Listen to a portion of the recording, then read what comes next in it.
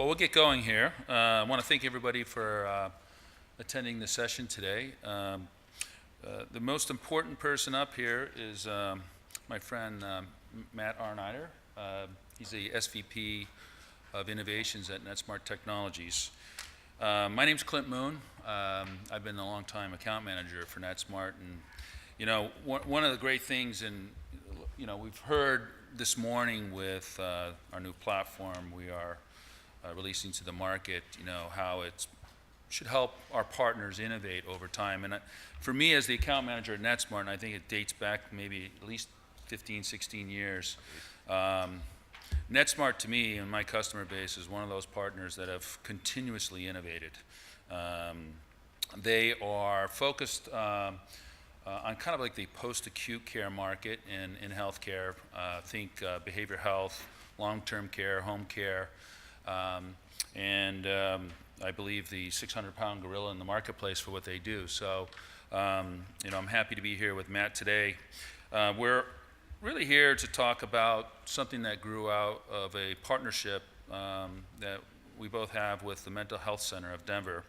They are, as it sounds, really focused on behavioral health. A large part of their population is in the Medicaid world. Like Netsmart, they have a fantastic data scientist team, really focusing on really understanding some of the nuances of what is going on with their population. And one of the interesting things about behavioral health is north of 80% of the clinical record for a patient is in the clinical notes. So if you're not tapping into the textual data that the clinicians make part of the electronic health record, then you're missing a lot. So in engaging Netsmart and the clinicians at the Mental Health Center of Denver, a wonderful project took place to really prove to the clinicians there that we could expose and surface relevant concepts, clinical concepts with respect to their population that they really wanted to understand and understand quickly, as well as take action in a timely manner, engaging their population. So for them, it really kind of dates back to a situation where there was an issue with a patient that, you know, there was some information buried in their clinical record that dated back 15 years. And, you know, our clinicians in the world of healthcare are busy enough that time is of the essence, and they don't have the time to go through and read every single clinical note, especially something that's, you know, buried, you know, back 15 years ago. So, you know, out of that project, there was an exciting announcement at Netsmart's users group meeting last year that they are embedding what is known as iKnow, which is foundational to Cache, in their solution.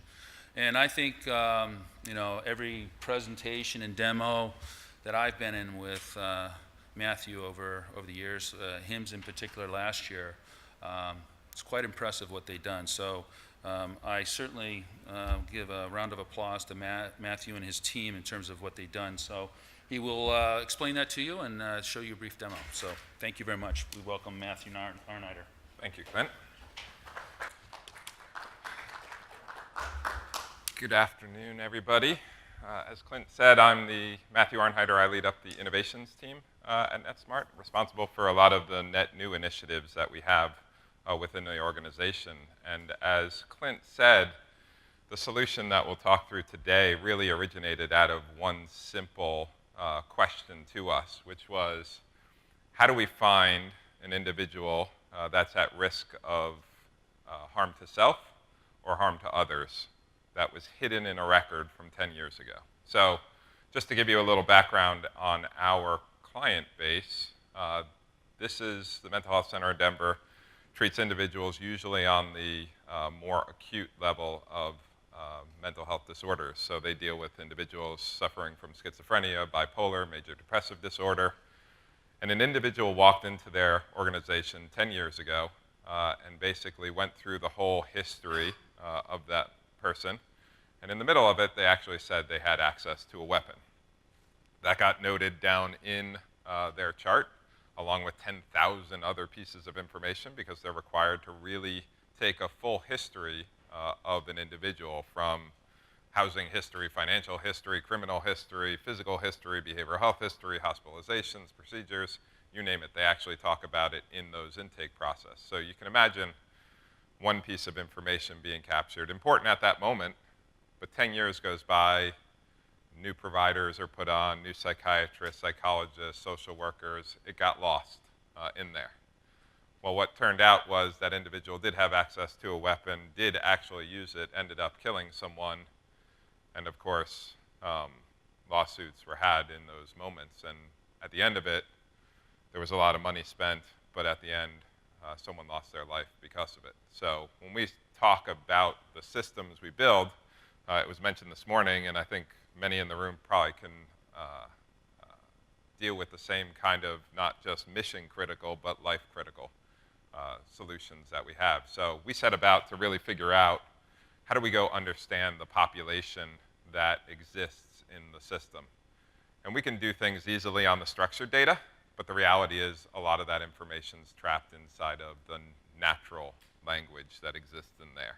You can't parse out a lot of the information. And when we look at the population that the Mental Health Center of Denver treats, you have these individuals, 16% of them are a danger to self, have intent or have tried to commit suicide over the time, and 13% have tried to harm others. And of that population, 19% have tried both. So when I sit here and think, actually this week is National Suicide Awareness Week, which is kind of interesting to be talking at this week in time, because it really was this challenge of how do we go discover inside of the record all the pieces of information that can elaborate on who the 16 and 13% of the population they treat has this information locked inside of the notes. And they had kind of a group that already started. They were trying to define what the characteristics of these populations were. They were looking at kind of different areas of a person's life, whether it was from their hospitalizations, their arrest records, the conditions that they have, or kind of the symptoms that occur from it. And they were trying to go down this process, but they didn't have the final piece, which was how do we go understand the narratives that are written inside of progress notes and psychiatrist notes and things like that. So it was an interesting time where Clint was actually talking to us about iKnow. The Mental Health Center in Denver came to us and said, hey, we've got this problem. We're trying to figure out a solution for it. And we were starting to design kind of a new think on what a real electronic medical record could be to our clients themselves. So we started to think, how can we leverage the unstructured data, the natural formed data inside of our solution in different ways? Let me pause on that thought, give you two other kind of interesting facts. This morning's keynote kind of highlighted a bunch of this, which is that the volume of data is growing at an enormous rate. So when I look at some of the patients that our clients serve, these are individuals that are being treated for a month, a year, a decade, or their entire lifetime. When you think about the number of progress notes that can be written, seeing someone every day or several times a week or every month, it ends up being enormous. Same thing's happening all around us. So every industry, and I'm sure everyone out in the audience is thinking the same thing, that the volume of data is increasing. And the facts are just incredible. When you think about all of recorded history up to 2003, 5 exabytes of data. We ended up doing that same thing in 2 days in 2011. And today, every second, we're producing 30,000 exabytes of data. And that's only going to get worse. So we have to start to look at information and data in a different way. And every organization out there has the same kind of challenge. If you're not doing things with data, you're falling behind the curve. The simple examples out there are Amazon. You can't sell against Amazon because they kind of know what you want to buy. When you go up there, you see the recommendations, you know which things to do. They know how to steer you to the right solutions. You've got all these challenges out there that start to look at things in a different way. And when you look at the records that we have, it's 85% of the information is locked inside of natural formed notes. We can't create enough fields in the system to document everything that happens in an individual story. And in fact, it's the tension that exists today in healthcare. How many people are in healthcare? Okay, that's great. It's the tension that exists when you look at a physician and you talk to them. They spent their time at school learning how to describe the symptoms and problems and going through the diagnostic process and then ultimately forming a diagnosis and treating that. That whole story of what is happening to that individual, they think of in a narrative form. They don't think about all the fields that they have to populate, and they really don't like it when technologists come along and tell them these are the 7 things you can choose from in a drop-down list. So they love to write notes, and even if we give them fields, they end up creating those notes themselves. So we try as technologists to create tables and fields and define what can be in those fields, and we do a pretty good job at it. But the physician's always going to win. They're going to find that text box that allows them to go write a lot of information into it. And the challenge we have as technologists in healthcare is to kind of merge those two views. And that's kind of the journey that we've taken with the Mental Health Center in Denver to really start to rethink how we can go create an EMR and build it on things like iKnow out there. So let me give you a little bit of a journey that we've been on with iKnow. And it really is a journey. It's not we've created one solution and we're done with it, but it's how do we continually use and understand the concepts that are pulled from the iKnow index that exists in there. And we started out with just how can we go extract the concepts and understand what is in there. So really not just at the word level. That's easy to do. We can always parse the words. But how do we start to look at it really at a concept level and understand things like a shotgun is different from a toy gun, is different from a big gun, but it's related to knives and other weapons out there and things like that. So how do we start to form the ontology, not from a dictionary that's applied to us, like SNOMED or LOINC or ICD-9 or ICD-10 or DSM-4 or DSM-5 and all the other ones that exist out there, but how do we go discover that out of the language that is used in our organizations? And then second, how do we start to understand the relationship between them?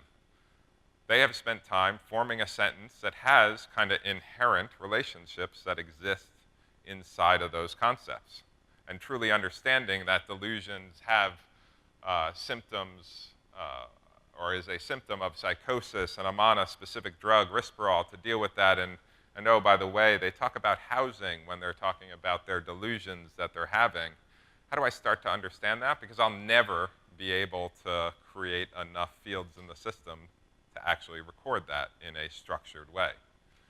And ultimately, how do we go create kind of the tool that allows true real-time exploration of that data? When we think about a picture is worth 1,000 words, well, 1,000 words is a lot of information being presented at me, but can I do it in a way that allows me really to focus on an individual story?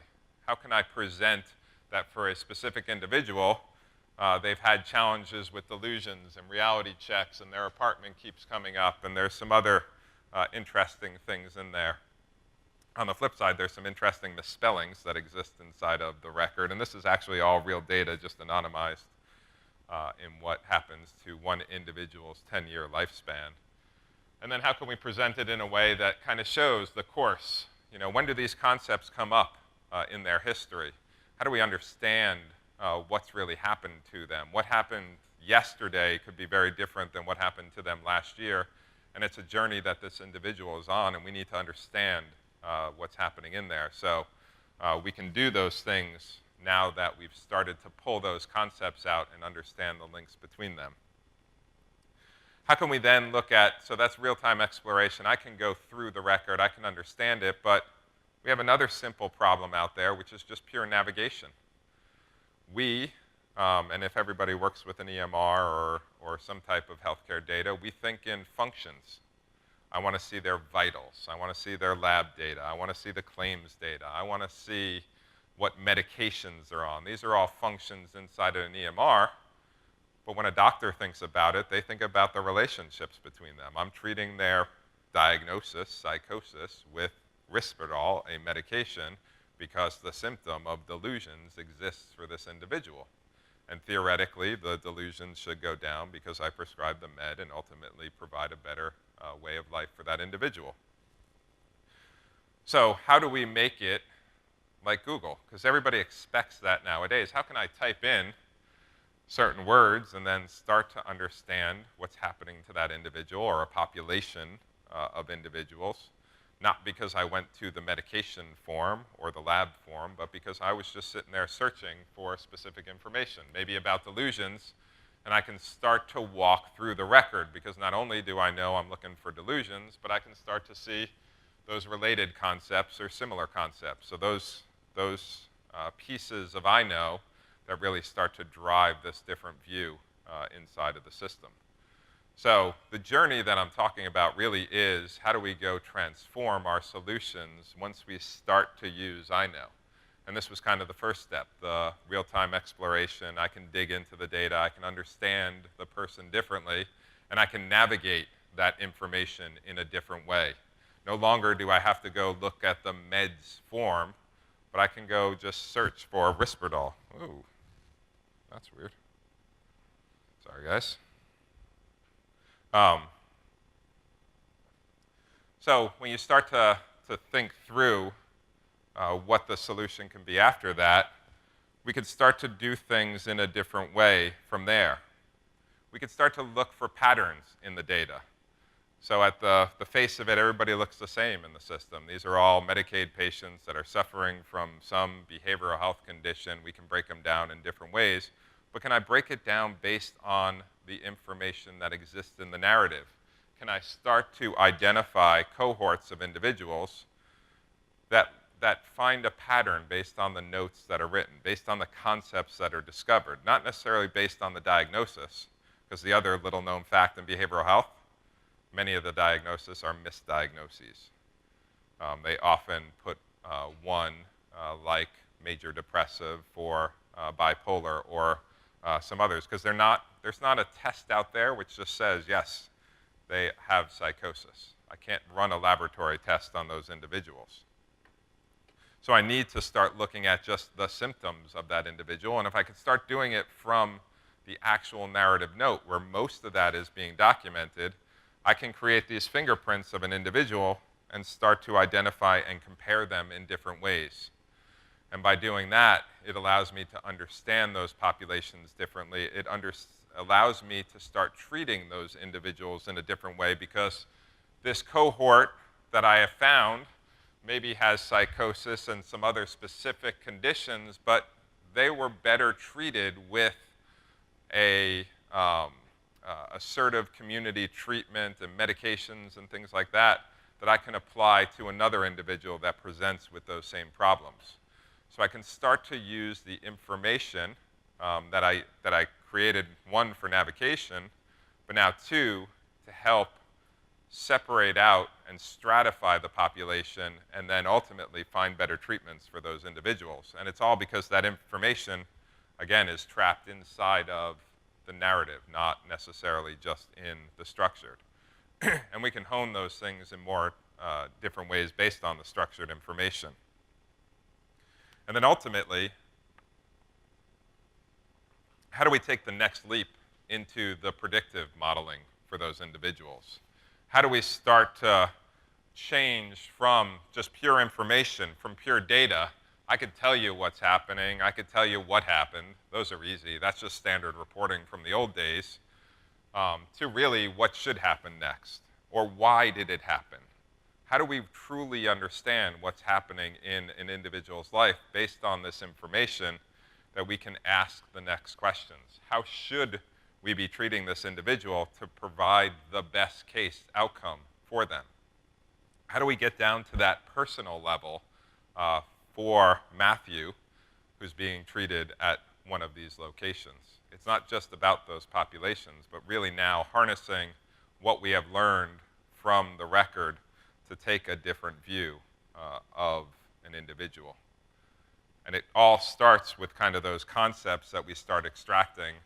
It all starts with understanding what's happening to them and creating the dictionaries behind the scenes from the record, not applying the dictionaries and forcing an individual into a set, but really growing that from the grassroots up. And that's really the power that I find behind iKnow.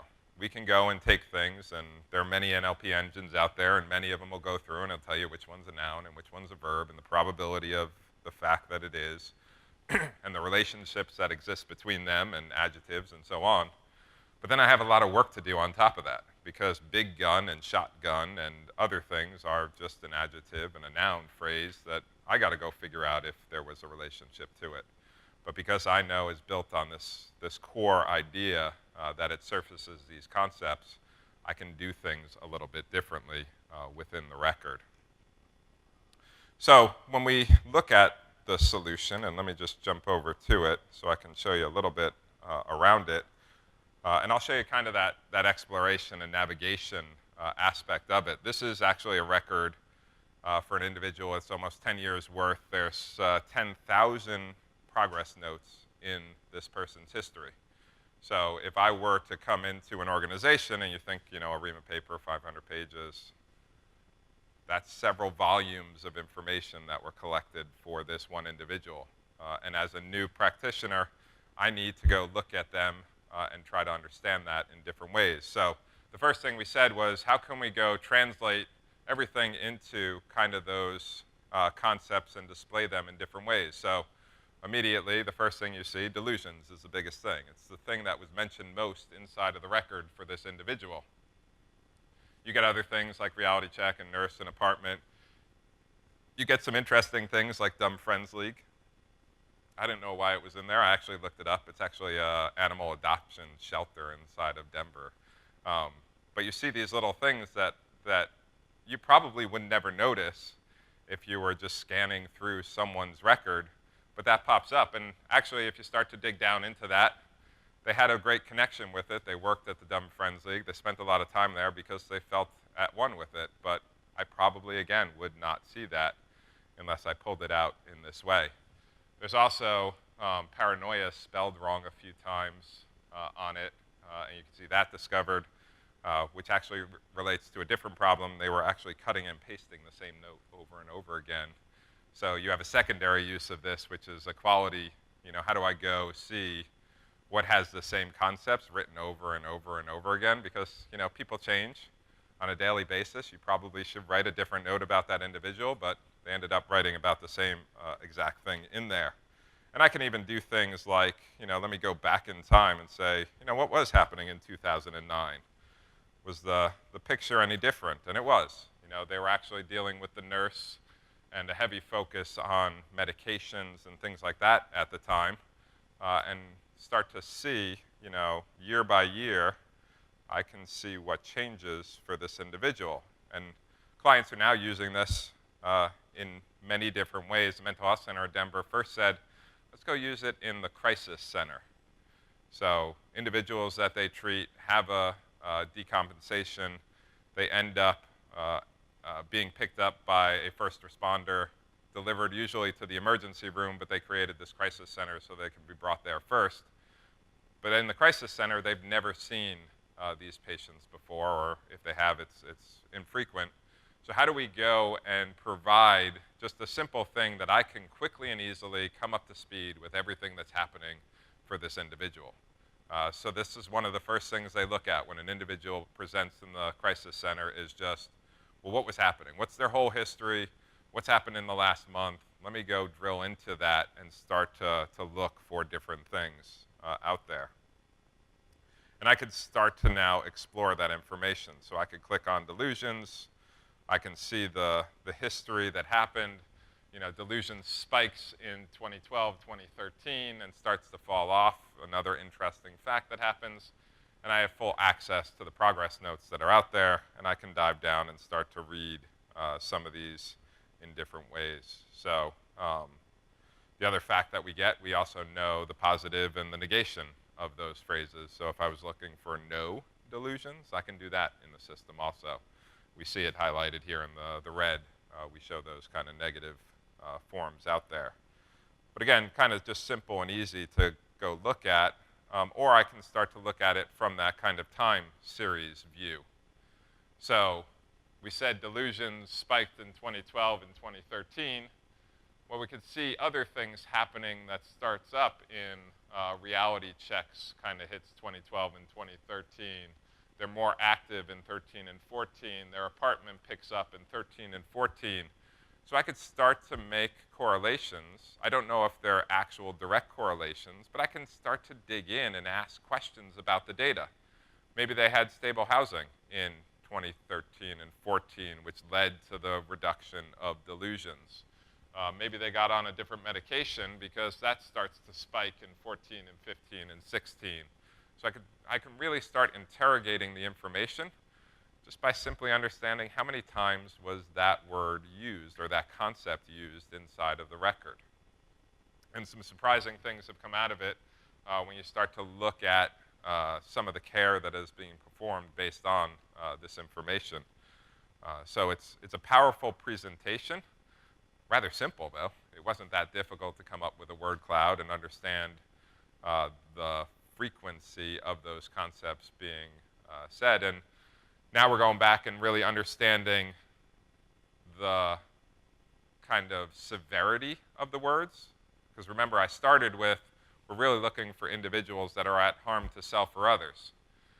And you might think that's really easy. Well, suicide and harm and weapons and some other things might come up, but it's kind of hard to really come up with the full ontology of those words and the full understanding and intent of those words.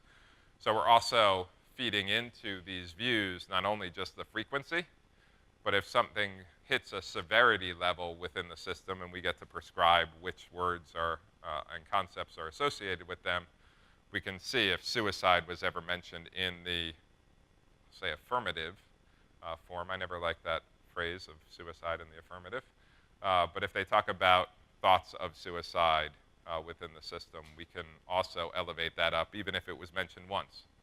And that's how we get to solving that problem at the beginning, which was the individual had access to a weapon written in the narrative form. It was only ever written once in the record, but it's of such importance that I want to make sure it appears all the time on views like this or the word cloud. And then we gave them the power to kind of get to that Google level. How do I go start interrogating the information and being able to type in words and understand what's appearing with them and the relationships that exist in them. So you might be sitting there and he might make a mention or she might make a mention of their sister, or in this case, Obama. And you could start to see what's happening in that record. You've got the similar entities out there. You've got some other mentions of terrorists in there.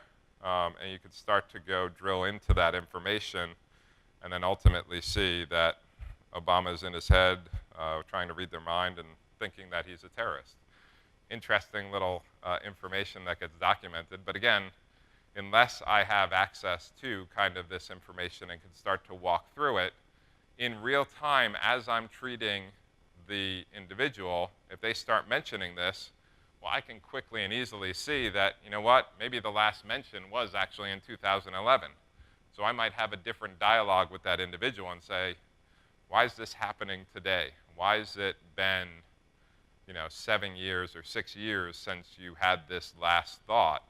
What's changed? Why is it coming back? Whereas if that was in the progress note, I would have never have gotten to that. There would be no way that I go and search and find that information hidden back in that way, or even being able to simply and easily walk through those relationships and start to discover those things in a different way. So the platform becomes this powerful way of just using a very simple idea, and that's honestly what I believe the power of iKnow is. It just extracts the concepts and understands the relationship between those concepts, and then allows you to really do anything you want with them. And the journey that we're on started out with this simple exploration and navigation of the system, being able to then jump back into the EMR and start to walk the information.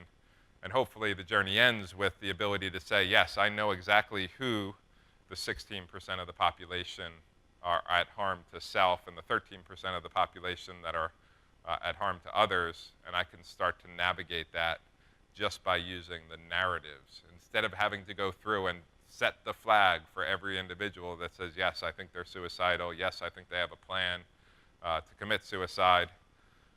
I'll give you one other story that we're actually using as a test case within the system, and that really is around an individual that came in when he was about 18 years old, started to just suffer with delusions and thoughts of suicide, and he said, I will never live past my 30th birthday.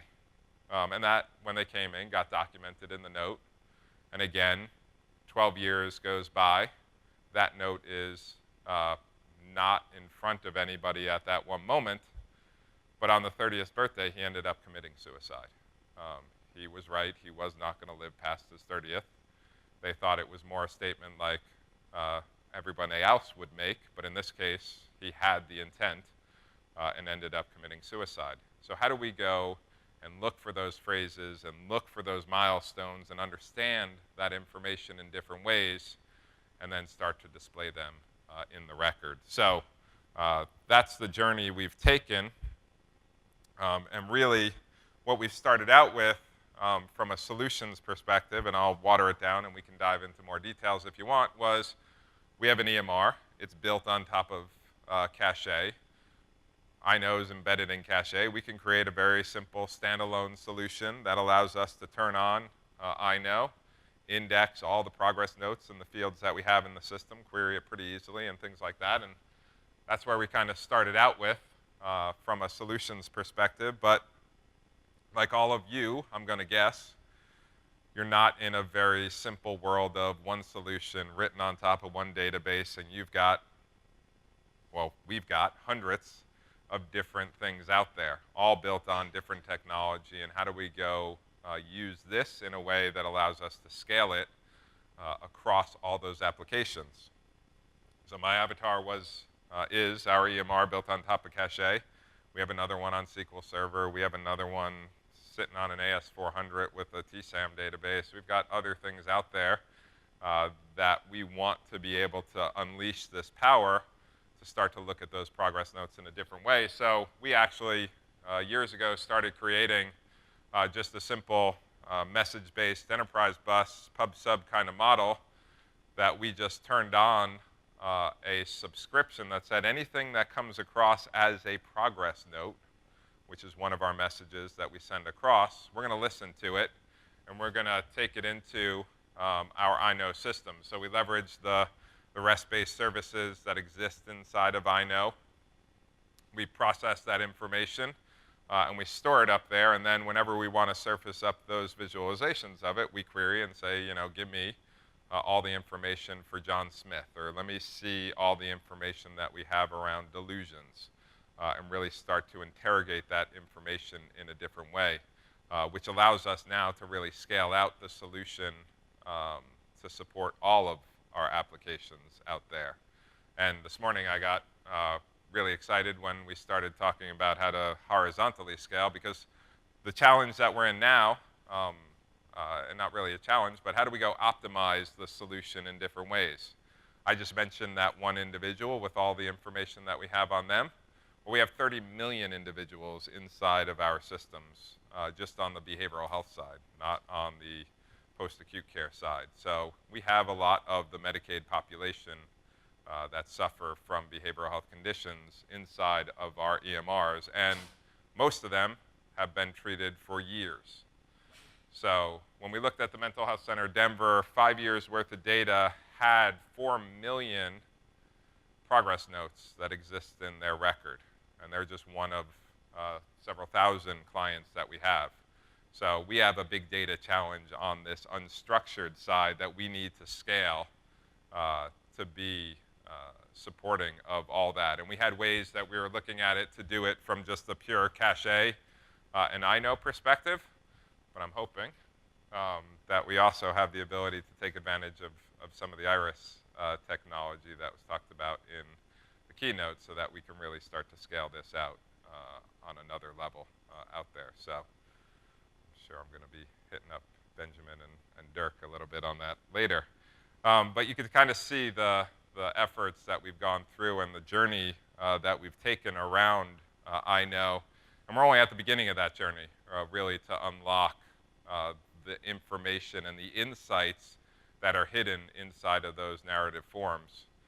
And we'll continue to progress, and the Mental Health Center of Denver has been a great partner with us. And as Clint said, they have actually a great group of data scientists, and they're partnering with us and digging into the data and understanding the patterns and driving forward with this solution. But it ultimately started with the partnership that we've garnered over 15, 20 years with InterSystems to start to do things like this. So with that, any questions from the group?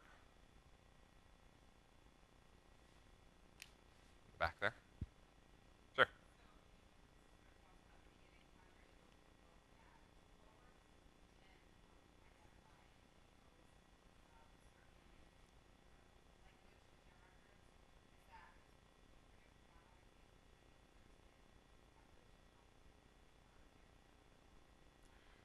Yes.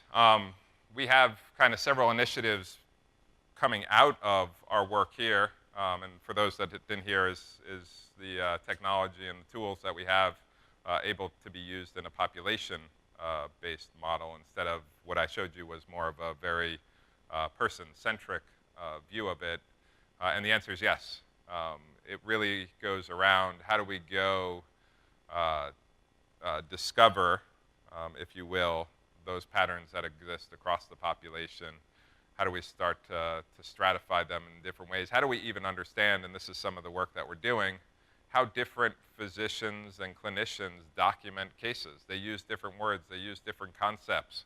How can we see the correlations that exist across those populations, not just within the Mental Health Center of Denver, but the power that we have within our organization? We see it across all of our clients. So how things are documented around the country really is different that we started to dive into this. Yes, yes. We have efforts. So this was for the Mental Health Center of Denver, specific to kind of just clinical care used in the crisis center and things like that. But we have a whole population health side of the organization that is digging into that on a broader set. One example is the whole state of Missouri. We do work at the population health level for all of their Medicaid clients that have a behavioral health condition. And that's one of the efforts to dive into it. Another question?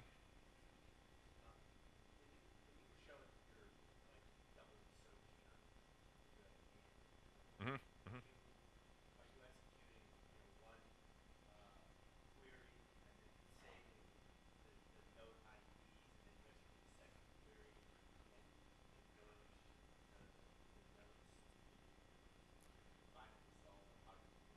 No, we're just querying for the end or the or on the index because we can go access them directly.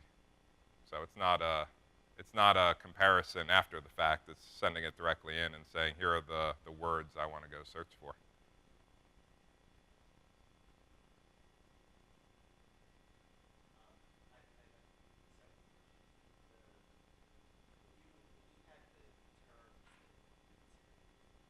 Mm-hmm. Yes.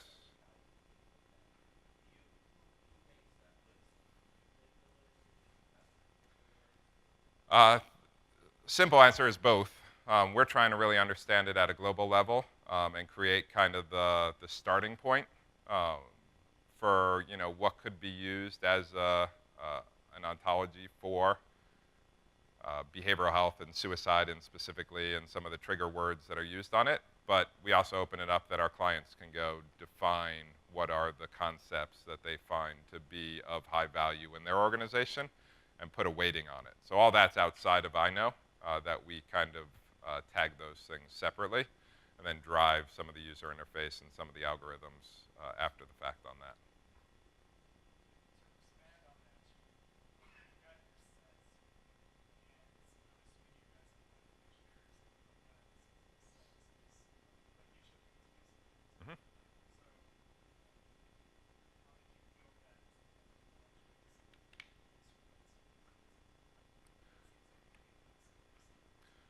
Yeah, it's a massive undertaking. So the question is around, how do we end up building the sets? PTSD is one example. Weapons was another example that we're working on. And it really is work with the clients themselves on what the information is. How do we go look at those records and start to understand? Mental Health Center of Denver was the great partner because they already started this. They were already looking for those words in the system and just doing simple, wild card searches of the progress notes in our system, but being able to pull out and say, here are all the concepts that we have within your system. How do you go start to put meaning behind them? We also have an effort to go, how do we tie those into some of the libraries that exist already out there, like DSM on the behavioral health side, or ICD-9 or SNOMED on the physical health side.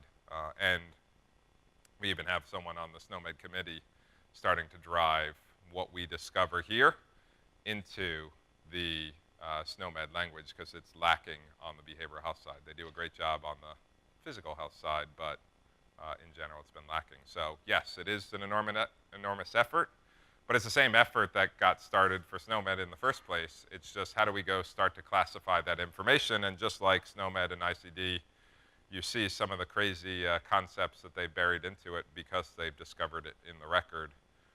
This is providing kind of a fast path to let's go pull out those concepts and start to see what is the real data inside of it.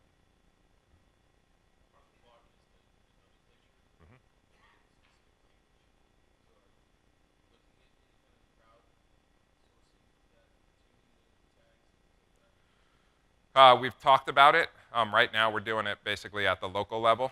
How do we go let an organization define themselves? Because at the end of the day, we're dealing with some serious consequences, if you will.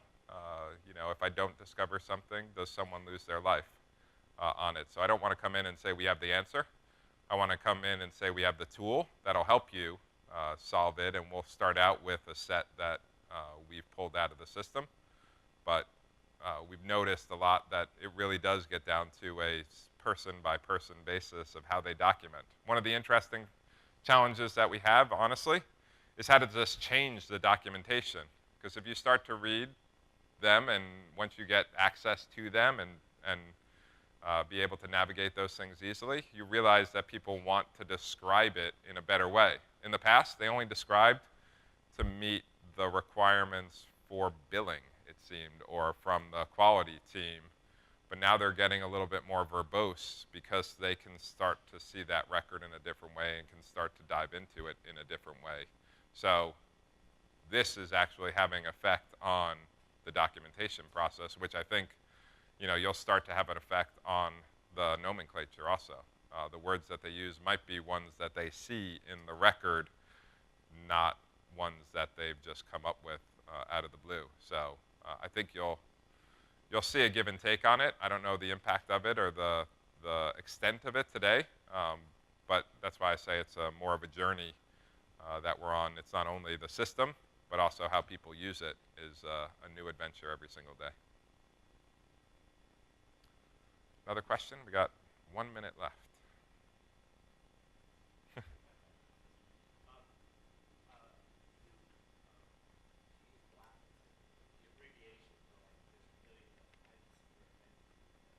We do use blacklists, and we do take out, the typical milligrams and things like that that exist all over the record, because they don't provide much value in terms of the navigation and things like that. So My follow-on to that, though, is we try to do this on demand, and that's an expensive thing to do. So I don't do a lot. Is this on demand?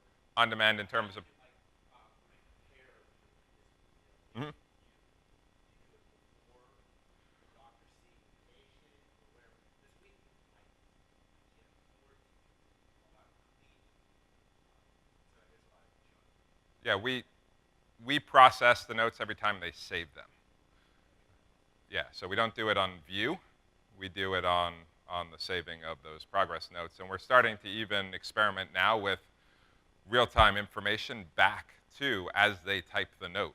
So can I go give them the concepts that they are writing and then link them back to previous notes? So if I start, because that's the big thing in behavioral health, is concurrent documentation. As I'm talking to the individual, I'm sitting there and documenting that they've talked about their sister, they've talked about the symptoms or the side effects that they have with the med, so I can start to pull them out and provide these quick index searches into all of the information. And that's why we chose today to process all of them and store the index for all of them, not to do that in real time when we want to go look at it.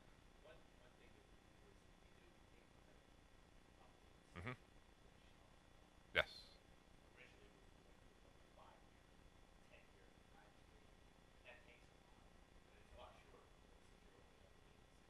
Yes, yes.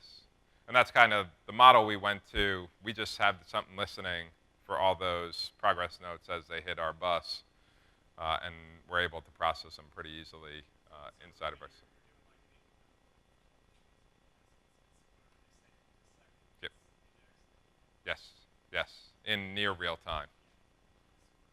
Yes, yes. So it's a good model. We'll probably hit some of the storage problems as we keep expanding this out, and that's where, looking to optimize that index in different ways, and then also looking to take advantage of other newer technology will help drive kind of the future versions of this. Any other questions? Excellent. Well, I appreciate everybody coming out to this session. Hopefully, you can see the journey that we're on, hopefully similar journeys to you all. And if you do have any questions, feel free to contact me through the app. I think some of my information's in there. If not, I'm here for the whole conference.